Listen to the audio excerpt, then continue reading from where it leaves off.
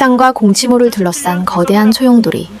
드디어 실체를 드러낸 문파와 뉴 이재명 세력의 피할 수 없는 정면 충돌이 시작됐습니다.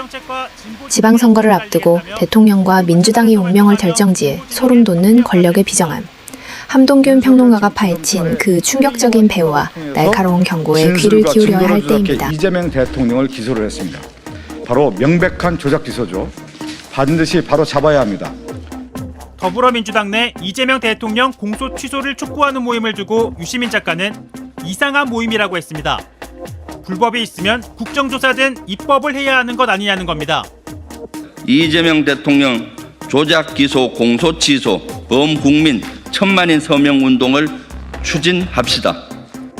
이 같은 국민청원 등에 대해서도 미친 짓이라 평가했습니다. 유 작가는 많은 사람이 미친 짓을 하면 내가 미쳤거나 그 사람들이 미친 건데 내가 미친 것 같지는 않다고 했는데요. 그러자 공소 취소 모임 운영위원을 맡은 최현일 의원은 뭐가 미친 짓이냐고 발끈했습니다.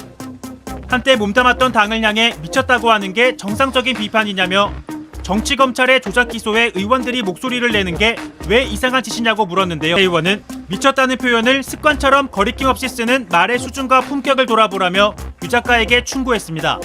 공소 취소 모임을 주도한 의원도 취지를 적극 설명했습니다. 정치검찰의 조작 기소의 결과물에 대해서는 해결하지 않고 오로지 제도 개선만 한다면 이것은 논리적으로 맞지 않는 거잖아요. 그리고 이런 모임이 만들어지니까 이제 당의 지도부에서 국정조사 하시겠다고. 유시민 작가는 모임에 이름을 올린 민주당 의원들을 향해 이상한 모임에 있지 말고 빨리 나오라고 요구했는데요. 하지만 출범 당시 87명이었던 모임은 일주일여 만에 약 20명이 추가로 합류해 현재는 100명을 넘어섰습니다. 앞서 지방선거 전 조국혁신당과의 합당을 두고서도 조국 대권 등을 언급해 친명계 지도부의 비난을 받았던 유시민 작가.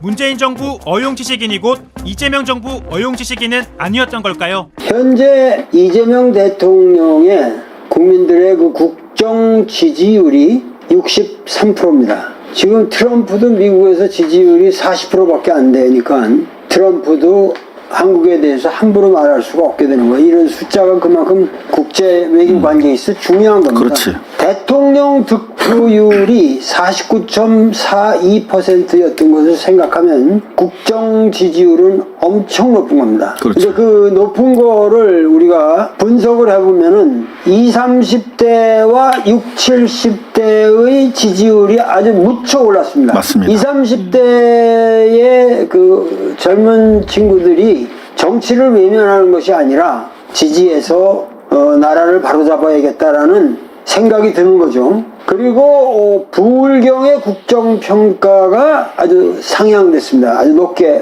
나오고 흔히들 얘기하기를 뉴 이재명이 출연했다. 그렇죠. 그때까지 정치를 외면하던 사람들이 대통령을 지지하는 뉴 이재명 계급으로 출연했다. 그래서 이 사람들은 이념보다는 신뢰를 강조하고 이재명이 대통령으로서 하는 일이 그 방식이 마음에 든다 이거죠. 국민들이 아주 오픈된 공적 채널에서 정치에 관심을 갖게 되는 거죠. 그리고 명명백백하게 있는 그대로 보게 되는 거죠. 우리 도울 선생보다 학문이 깊을지 모르겠는데 정진희 교수는 뉴 이재명에 대해서 생각이 좀 다르신 것 같더라고요. 그래요? 이들을 바탕으로 이재명 정부를 지지해야 된다. 이게 무슨 개소리야. 이걸 또 지금 저 뉴 이재명 뭐 이런 식의 얘기하고 전 연결시켜서 얘기하고 싶은데 지금 되게 위험한 얘기잖아요. 위험하다고 보세요, 이재명이라고 이거는. 하는 게 마치 중도 보수로 새로 들어온 지지층이 기존에 있는 고인물 지지층 이른바 집토끼 지지층과는 새로 다른 거기 때문에 이들을 바탕으로 이재명 정부를 지지해야 된다. 이게 무슨 개소리야. 이런 소리를 누가 하고 있나요? 뭔 소리야? 지금 뉴 이재명에 대해서 네. 전반적으로 소위 말하면 이번 그 합당 과정에서 찬성했던 쪽에 이데올로그들이 주로 지금 이 논리를 설파하고 있는데 정확하게 들어보면 결국은 이제 민주당 내에 정치 세력에 대한 비판적인 이제 입장을 표현하시려고 한 것 같은데 이 뉴 이재명 현상 자체에 대해서 또 좀 비판적인 것이 아니냐 이런 의심을 거두지 못하는 분들이 많이 계십니다. 한겨레 보도를 잘못 이해하신 것 같네요. 낚시를 다니는 최강욱 씨를 데리고 다닌다는 얘기도 있었고 낚시를 그분이 다니시나 봐요. 근데 이분이 지금 또 전선에 서서히 나타나기 이제 시작을 하거든요. 근데 이게 나타날 때 어디에 우리 웨어가 있잖아요. 육하 원칙. 어디에 나타나느냐. 그러니까 사람이 자기의 발언을 할 때는 어떤 장소에서 발언하느냐라고 하는 것도 다 선택이거든요. 지금 문재인 TV를 통해 TV에 나타났죠. 그리고 문재인 TV가 문을 열었는데 생각보다 흥행이 썩 되지 않습니다. 그리고 여러분 문재인 TV에 업데이트 될 때마다 적게는 5,000개, 많게는 만 개 이상의 댓글이 달려요. 거의 99.9% 악플이거든요. 채널을 열었는데 몇 주 됐단 말이에요. 거기에 댓글이 10,000개, 5,000개 달려있는데 신랄한 욕설밖에 없어요. 대통령을 욕먹이는 거잖아요. 문재인 대통령에 대한 평가가 굉장히 나빠지긴 했지만 그분 대한민국 대통령이잖아요. 그 댓글이 10,000개, 20,000개 아주 적게 잡아도 6,000개, 7,000개씩 그런 욕설이 달리는 댓글만 있는 그런 채널을 유지하면 안 돼요, 여러분. 그건 문재인 대통령을 그 당시에 뽑았던 우리에 대한 모욕이기도 하고 이 국가 모욕이에요, 여러분. 그런 형태의 반응이 나왔다면은 그 채널은 빨리 문을 닫아야 되거든요. 근데 대통령을 욕바지로 사용하는 거예요. 이런 나쁜 새끼들이 있어, 이게? 제가 여러분 채널 하면서 이렇게 욕하는 거 봤어요? 여러분 거기 그걸 보시면서 그런 생각을 하셔야 돼요. 문재인 대통령이 지금 인기도 없는데 욕 먹으니까 기분 좋아. 이렇게 생각하시면 안 돼요. 그게 엄청나게 모욕적인 일이에요, 그게. 그런 채널에 유시민 씨가 드디어 등장을 했어요. 무슨 얘기를 했는가 봤거든요. 아무 내용도 없어요. 허무 개그 같아, 허무 개그. 근데 이 탁현민이라는 사람이 유시민 씨에게 어떻게 질문을 하냐면 이렇게 질문을 해요. 이재명 정부에서도 여러 번 총리 제안을 받았는데 왜 이렇게 총리 제안을 거절하세요? 하셔야 되는 거 아니에요? 책방 TV를 만들어 놓고서 책 얘기가 없어. 질문이.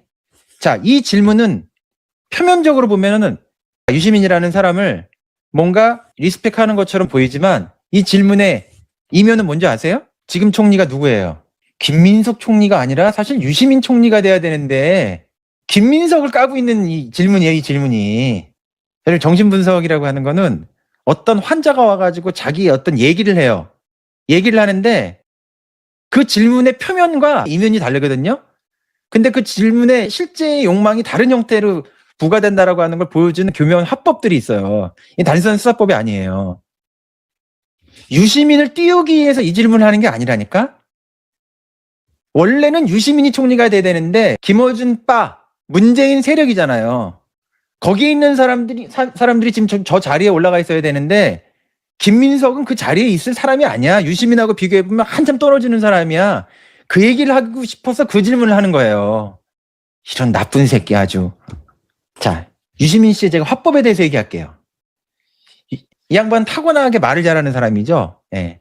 설득하는 기술이 되게 뛰어난 사람이에요. 근데 이 사람이 설득하는 기술이 어떤 형태의 화법을 띄고 있냐면 이 사람은 정면으로 뭔가를 얘기하지 않아요. 여러분 이런 말 처음 들어보셨죠? 유시민의 화법은 정면으로 얘기하지 않아요. 정면으로 얘기하지 않는 게 뭐냐면 자기의 얘기를 진짜로 전달하려고 할 때 그 얘기가 약간의 의심을 받거나 설득력이 덜하다고 생각하면 자, 이 사람은 100% 이기는 화법을 구사하려고 생각하는 사람이거든요. 자기가 전달하려고 하는 실제 그 얘기가 있는데 그 얘기가 캥겨. 논박이 들어올 수 있는 가능성이 있어. 그 자신도 모르지만 내 밑바닥에 있는 내 무의식이 도덕적으로 멈칫멈칫하게 하는 그런 구린 게 있어. 진짜 욕망이 딴 데 있어. 그래서 그 얘기가 설득되지 않을 거라고 그 자신의 어떤 무의식이 하는 거예요. 계산하는 게 아니에요. 그냥 이루어져요, 그게. 그래서 어떤 식으로 얘기를 하냐면 끼워 팔기 화법을 구사해요. 내가 하고 싶은 얘기는 뒤에 있어. 근데 이 얘기를 정당화하려고 하면 이 얘기를 바로 얘기를 하면 설득력이 없어.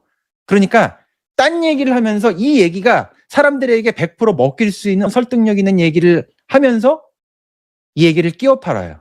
그래서 그 끼워 팔기가 어떤 방식으로 나오는지 아세요? 내가 진짜 하고 싶은 얘기는 누군가를 까고 싶은 거야. 근데 그냥 까면은 안 되겠거든. 왜냐하면 거기에 대해서 동의하지 않는 사람이 너무 많은 거야. 그러니까 어떻게 하는지 아세요? 먼저 자기를 비하해요. 나 같은 놈은 뭐 그런 생각을 할 수도 없어. 나 같은 놈은 천한 놈이기 때문에 그런 거 할 수도 없어. 라고 하면서 자기 자신을 폄하하는 방식을 통해서 그것을 듣는 사람들의 생각을 무장을 해제시켜요. 그러면서 자기 자신을 마치 겸손한 사람인 것처럼 낮춰. 그러고서 저 사람은 자기 자신에 대해서 저렇게 겸손하게까지 얘기를 하네? 사람들에게 호감을 얻어. 그러면서 저렇게 겸손하게까지 얘기하는 사람이 얘기하는 거라고 하면 믿을만하지 라고 하면서 뒤에 있는 얘기를 하는데 그 얘기는 가짜가 많아요. 그 사람이 쓴 책 중에 그런 게 있나 보죠? 정치의 세계에서 어떤 사람이 권력을 잡을 때 성인의 고귀함을 이루기 위해서 짐승의 수모를 견디는 것이 정치다. 이렇게 중국의 어떤 고사에서 인용해가지고 얘기를 탁 합니다. 그러면서 이재명 대통령 보고 뭐라 그러냐면은 얼마나 권력욕이 강했길래, 요걸 또 근데 간접 인용문으로 얘기해요. 얼마나 권력욕이 강했길래 저런 짐승의 수모를 견디고서 대통령이 저렇게 되는가. 나 같은 놈은 절대로 하지는 못해요. 자, 이 사람이 진짜 하고 싶은 얘기는 성인의 고귀함에 대해서 얘기하고 싶은 게 아니에요. 이재명이 짐승이라는 얘기를 하고 싶은 거거든요. 여러분, 이 사람이 문재인 대통령 보고 짐승이라고 얘기하는 거 있어요? 이런 말은 있잖아. 실제 내용을 가지고 이재명 대통령에 대해서 뭔가 얘기를 하는 거는 지금 큰 도덕적 정당성이나 당위를 얻기 어려워요. 그러니까 말이라고 하는 건 여러분, 컨텐츠를 가지고 그 말의 메시지를 가지고 얘기하기도 하지만 전체 바디랭귀지를 통해 가지고 언어를 전달하는 거거든요. 그 말을 하는 에너지, 말을 할 때 그 사람이 가지고 있는 어떤 눈빛과 태도, 브루디에는 그런 걸 아비투스라고 했잖아요. 인간이 가지고 있는 어떤 톤 앤 매너 같은 게 있단 말이에요. 이 얘기를 할 때 유시민 씨의 얼굴을 여러분 저 끝난 다음에 가가지고 보세요. 너무 이 화법이 비열하기 때문에 비열한 화법에 대해서 그냥 제가 직설적으로 얘기하는 거예요. 그게 보이니까. 지금 이재명 대통령 보고 그 어떤 내용을 가지고 그 사람을 가지고 건들 수 있는 그게 있나요?